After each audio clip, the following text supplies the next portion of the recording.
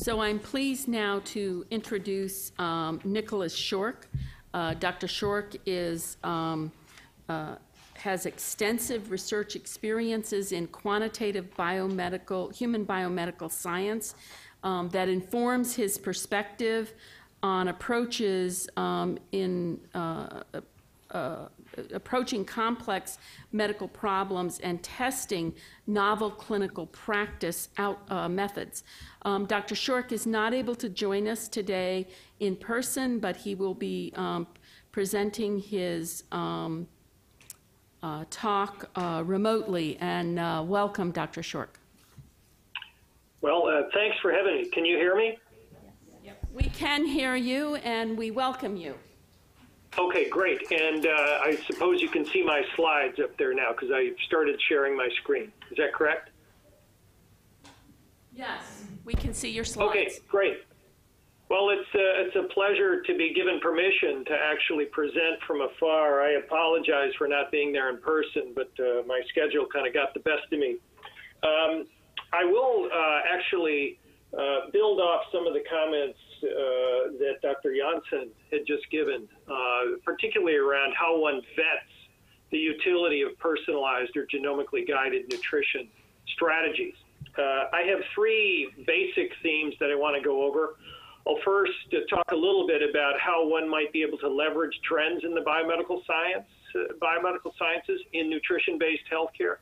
I'll touch on themes that previous speakers had made in that context too, both from this morning and then a little bit later on. Then I'll talk about how one might be able to identify, verify, and vet nutrition strategies for individuals.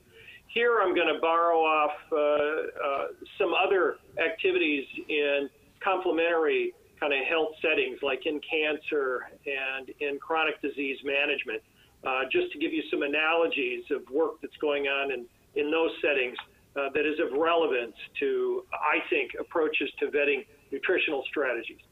And then I'll talk about N of 1, aggregated N of 1, and personal threshold-based trials.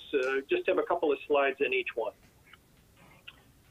Okay, before I do that, I just want to point out that 10, 15 years ago, I was actually a member of the Food Nutrition Board and was thankful for having that experience and was able to work with Ann and a couple of others who were actually in attendance and gave talks this morning, so Jose and Patrick in particular. So I'll talk now a little bit about how one can leverage trends in biomedical science in nutrition-based healthcare. This slide is not meant to offend anyone's intelligence. It's a pretty simplistic one. Just to put some things I'm going to say into context, we all know that there's tremendous interest in, say, personalized healthcare. This much is pretty obvious. There's a number of emerging technologies that could facilitate personalized healthcare, whether that's DNA sequencing, proteomics, wireless technologies, novel imaging technologies, et cetera, et cetera. Also, another big theme that's been getting a lot of attention is big data and how one could maybe identify patterns in massive amounts of data collected, say at the population level. And to do that, we could leverage emerging strategies and, say, artificial intelligence. So the goal in the future is going to be to try to bring these together to say something compelling about the nutritional needs, let's say, of individuals. But that actually raises a few questions. We know that the garbage in, garbage out principle applies. If your data is not of sufficient quality, you're not going to get reliable results out of analyses on that data. In the context of vetting kind of nutritional strategies, we have to think about a number of things. You know, how we come up with those strategies in the first place, how we test them in humans, and how we deploy them, say, at the population level. And this raises some issues. For example, what is it that we're actually trying to optimize? Is it individual outcomes? Is it cost savings, say reducing the amount of disease incidence in the population at large, not necessarily focusing on individuals, but the community as a whole, or is it more of a quality of life issue? If you could just have these questions in the back of your mind as I proceed, it may shed light on some of the controversies that I'm going to bring up. many of you may be aware of changes at the FDA. Now, this probably only applies to medical foods and not necessarily to supplements or the consumer kind of oriented nutrition space. But bear with me, because I think some of the changes at the FDA will bear on how one can go about making claims about nutritional interventions in the future. Scott Gottlieb is the new director. At some point prior to his being appointed, there was legislation that the FDA took up and really started to promote seriously, that was introduced by Obama towards the tail end of his time in the White House. I will comment kind of jokingly that this is one piece of legislation that Trump has not really tried to undermine, and I hope for good reason, because I think there's some good nuggets in this legislation. But at any rate, what this legislation calls for, and I'll highlight it, is this: under certain conditions, they'll allow filings to be brought to the FDA that are not based on a randomized clinical trial, but are rather based on data summaries and real-world evidence. This is a complete game changer, because, as you know, kind of the sine qua non of evidence has been an RCT. But now, under certain conditions, one might be able to just simply provide data. That data has to be compelling and collected in a sophisticated way, and definitions about what is compelling haven't necessarily been put out there. But at any rate, this legislation suggests that one can bring data of different types to the FDA for a filing that is not rooted in, say, a traditional RCT. And the FDA has put out a number of kind of white papers about aspects of this that I think might be worth considering even by nutritional scientists. Okay, so I want to now shift gears a little bit and talk about how one might be able to leverage that new legislation along with these new technologies to both identify and verify or vet nutritional strategies for individuals. So one key question is, what are we actually tailoring to individuals? Is it kind of gross diets, say, of the type are promoted routinely, like the Atkins diet, the Mediterranean diet, say, based on genetics? And there was a lot of previous discussion about this.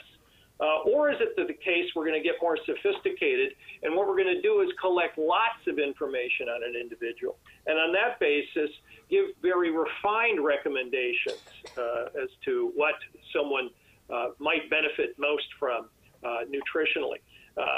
These are kind of different kettles of fish, as you can imagine, and come with it kind of different ways of trying to vet the utility of whatever strategies one might come up with. Here is a way of kind of conceptualizing this. If we had a number of markers collected on individuals that might be of relevance to their nutritional response, what we could do is kind of see how similar individuals are with respect to all those factors, and then kind of cluster them in groups where, say, subsets of individuals might be thought of as benefiting most from one type of diet versus another. So if we play this out, we could argue that, the traditional one-size-fits-all nutrition would just be giving everyone the same diet. Kind of stratified nutrition might use a couple of markers to lump people into more homogeneous categories. We could take that one step further and maybe have multiple biomarkers that would let us refine the subgroups that should be given specific diets. And if we go whole hog, we might go right down to the individualized or personalized nutrition level, where everyone gets something in their diet that's a little bit nuanced based on their own genetic or biochemical profile. So a good question might be, in the population at large or in maximizing outcomes, however defined, at what level should we be operating? This is an important question because it carries with it all sorts of implications in how you prove that whatever subgroup you're catering to is actually going to benefit from your recommendation. There was a paper by Eran Siegel and colleagues a little while ago, I'm sure you're all familiar with this, where they did try to find subgroups of individuals that would respond best or most optimally to particular dietary interventions. And they did this by collecting a large amount of data. Don't have time to go through this, so I'll just encourage you to read it if you're not familiar with this paper. But at the end of the day, they came up with a strategy for matching, say, a person's profile based on all sorts of factors to certain dietary recommendations. And they then took it one step further and pursued what would amount to a little RCT to show that it had value, and they did in fact show that it had some value. So an important study in the context of what I'm talking about. Now, I want to make an analogy here to the cancer space, and some of you may be familiar with what I'm going to talk about, but if not, just bear with me.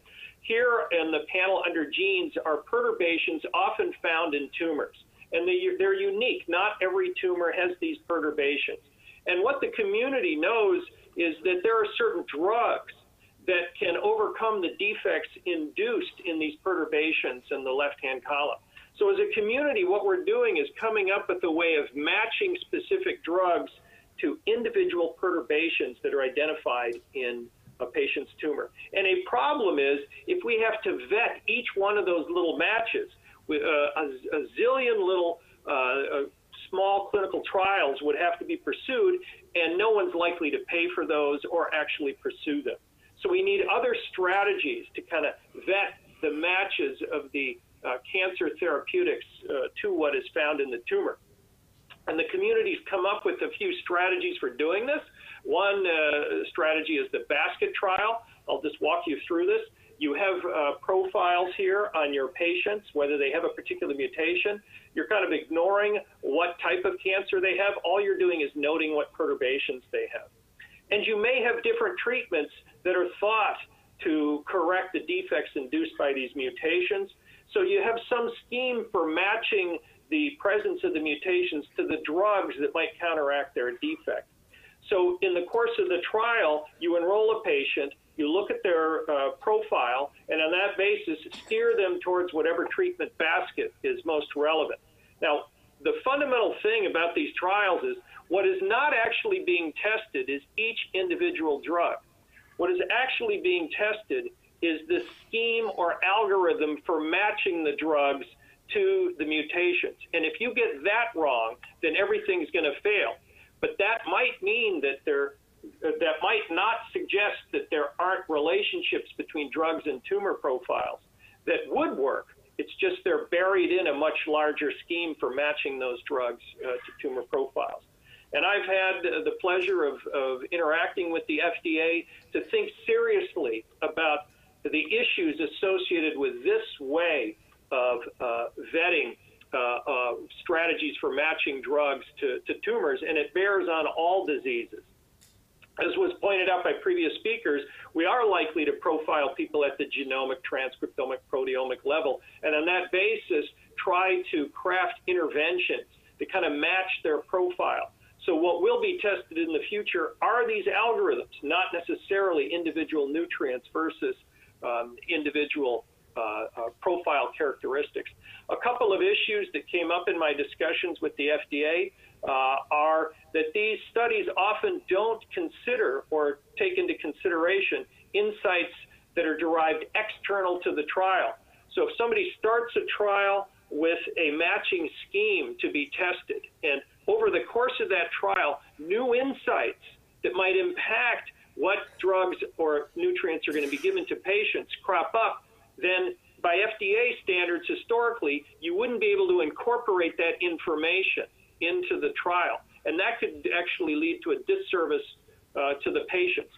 So one thing that the community is going to have to deal with in the future is how to make kind of these trials more adaptive in the sense that they can take in data that is external to the trial, incorporated into whatever strategy they're actually vetting. That brings up some kind of thorny issues that the FDA is aware of. For example, they gave the analogy of somebody coming to the FDA with a drug in a particular formulation of a pill that wants to test it. So they'll do an RCT. And if they argued that they wanted to change the formulation of the pill midway through the trial, they'd be laughed out of the place. But in fact, if one wants to develop algorithms for matching, say, diets to individual profiles, you might want to take into account emerging data that occurs after your trial's been started. So it's a unique problem that people in the future are going to have to deal with. And there's a number of others that simply don't have time to go over. Now, one big question is, should there be a regulated vetting of these algorithms? Should it be obligatory to actually test them? And in particular in the cancer space, there's a number of groups out there who are arguing that they have strategies for matching drugs to tumor profiles that will work better than whatever the standard of care is. IBM Watson has been used routinely for this. And so the question is, should we have to put these algorithms to the test? Show that, in fact, when people are given therapies that they recommend, they have better outcomes than, say, standard of care or some comparator group. And my position on this is pretty simple. It's maybe there shouldn't be this kind of obligatory or regulatory vetting of such algorithms. But if a company is so incurious about or simply not confident in their technology that they do not want to see if and how it works, then you should probably approach that company with major caution. So even though there might not be an obligation to vet a particular matching algorithm in the future, you'd want to be skeptical of a company who hasn't done it anyways, just for their own, to satisfy their own scientific curiosities. Okay, jump into a different topic having to do with some emerging trial designs that are really focused on personalized medicine. I've had the opportunity to comment about these both at FDA-sponsored conferences and in the literature. They really do focus on, say, an individual patient's well-being instead of the utility of an intervention in the population at large. The basic idea behind these studies is fairly simple in orientation. Maybe you have a measurement that you want to make and modify through some intervention, and you simply don't know what intervention might modulate the phenotype you're interested in appropriately.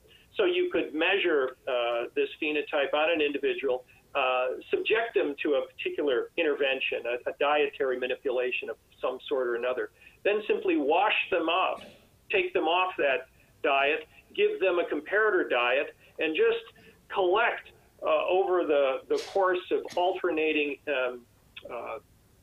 applications of these interventions just how the phenotype was changed, and on that basis make objective claims about which intervention did the trick for that particular individual. And it might be the case that if you did an N-of-1 study like this on a different individual, they might respond better to a different intervention. And of course, you could collect massive amounts of data on these people of the type that Nathan and his colleagues up at ISB have been pursuing in Araval, where you could see if there are correlations between phenotypes. Maybe if you're trying to modify someone's weight, their mood changes accordingly, or something of that sort, or blood pressure, or some other phenotype. So these sorts of studies have been produced or have been pursued in the literature. Here's just a table describing some. Not many of these have to do with dietary manipulations, but there are some that have been pursued looking at the effects of dietary manipulations on particular individuals using the N-of-1 principles that I just described. In an era of wireless devices, you can leverage these to kind of collect phenotypic information, maybe on a continuous scale. And there's a number of companies out there that are developing such technologies that might be useful for the conduct of these N-of-1 studies. I was lucky enough to have Patrick ask if I could write a review for annual reviews of nutrition on this subject. I did that. Won't go through this in detail, but in that review, I outlined the different study designs that one might take advantage of to pursue these N-of-1 studies, including, importantly, sequential designs where you minimize the amount of time someone is on what would appear to be an inferior diet and still obtain or have enough power to make claims about which nutrition or intervention may work. One thing that can be done with N-of-1 trials is their results can be aggregated. So if you have a bunch of patients where you've pursued N of 1 trials and you get the patterns in their phenotypic response to the interventions. It could be that subsets of patients exhibit the same kind of response. And of course, if you saw this, you might ask, well, what is it about these people that differentiates them from those people? It could be that they possess a particular genotype, or they have an exposure to something that you didn't think of when you started the study. So in this sense, you can think of N of 1 studies as something that can be used to actually bring out a phenotype that you could study later in more detail. There have been N of 1 studies pursued by individuals, maybe not with the same rigor as I'm advocating, but Eric Alm and colleagues did some studies where Eric and a friend of his collected his microbiome over a year, and then every day collected dietary information. And at the end, they could actually correlate the amount of, say, fiber in their diet with changes in the microbiome, and found a number of compelling associations that they felt might lead them to insights in how they could go about optimizing, say, their diet, at least based on changes in the microbiome. So, Dr. Schork, this is Patsy. I need to let you know that your red light is blinking. Okay, I am almost done. I'll just say that I've pursued a couple of N of 1 trials. One that I'll argue might be revealing is we did one looking at the influence of interventions on blood pressure, found that one of the drugs looked like it was having a bigger effect. But when we looked at the weight of the individual we did the N of 1 study on, they lost about 10 pounds, and that could explain the change in blood pressure, so we couldn't attribute the drop in blood pressure to the drug. We've done others that show that we could come up with optimal strategies for affecting sleep for particular individuals. Won't go through that. The last thing I want to talk about that's important has to do with the definition of population versus personal thresholds. Population thresholds are those that are defined as defined on the basis of kind of epidemiological studies. So if one measured, say, cholesterol level on 25 people, you might have 5 that have cholesterols greater than 200 and so be at risk. But if you collected longitudinal data on individuals, you might have one individual whose cholesterol level is down in the 150 range, but you could establish a personal average for that person, put error bars on it, and then if you can continue collecting cholesterol levels, maybe over time the cholesterol level is deviating from the legacy values that they had established for themselves, still below the population threshold, but could be an indicator of a health status change. And it's been shown in some recent papers that actually using personal versus population thresholds can minimize the amount of time someone might have latent disease. And so have particular value in a personalized medicine era. So, Dr. Schork, this is Patsy. I'm really sorry, but we really are going to need to ask you to wrap up. I'm done. Good. All set. Thank you. Thank you very much.